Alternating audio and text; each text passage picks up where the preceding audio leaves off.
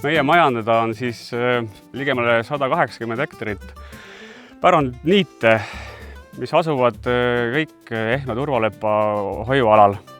Sellest siis 180 hektarist ligemale 45 hektarit on meil hooldamiseks loomadega, ehk need on siis muud niidud, aga jah, puisniite on siis umbes 120 hektarit. Kas see sama ala, kus me asume, siis see tegelikult me taastasime selle käsitsi algselt siin talgu korras. Sõbrad tuttavad olid koos, saaksime osa kokku ja päästisime kokku ja tegime lõkke ja nii ta läks. Me hakkasime nagu laiemalt siis alasid edasi taastama, inventariseeriti nagu sellesama Ehtme turvalepa hoiualal nagu edasi, kuigi nad on kõik ikkagi Eesti-aegsed metsa-heinamad või midagi sellist.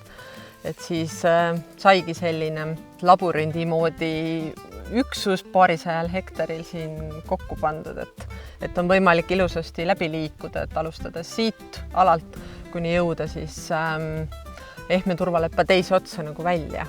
Et selline taastamistegevus, siis aktiivne taastamistegevus sai läbi meil siis umbes 3-4 aastat tagasi ja nüüd on kõik see üle 170 hektari on nagu hooldamises.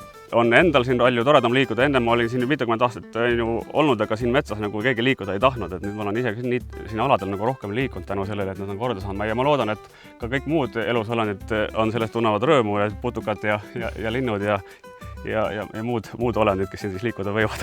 Nüüd viimaste aastate jooksul rohkem oleme võib-olla jälginud ka seda taimestiku muutust, mis siis on erinevatel aladel, erinevatel aegadel taastamisest välja tulnud aladel.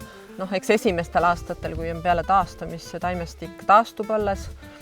Et nüüd need, mis on juba 10-15 aastat olnud taastatud, nendel see taimestik on juba väga rikkalik. See aasta on veel eriti rikkalik. See on see ilmastikust juba ilmselt tingitud. Et selles mõttes on nagu tore näha, kuidas loodus võtab uue ilmingu pärast seda, kui ta on saanud tagasi võib-olla selle, mis oli kunagi 100 aastat tagasi. Muidugi tänu siin nagu näha on ka, et sellised siin kasedki on kõverakud on ju, et siis need meie hooldatavad siis puisniidud ja kõik need niidud tegelikult enamalt jaolt on sellised soostuvad on ju. Siis see on üks korralik väljakutse meie enda jaoks ka, et sobilik tehnika ja sobilik aeg leida. Et mitte kahjustada siis neid alasid. See on nagu üks meie pere nagu suvine meelelaus, et ta ei ole otseselt nagu väljakutse, aga ta on kindlasti väga tähtis nagu koht meie pere elul nagu suvisel ajal.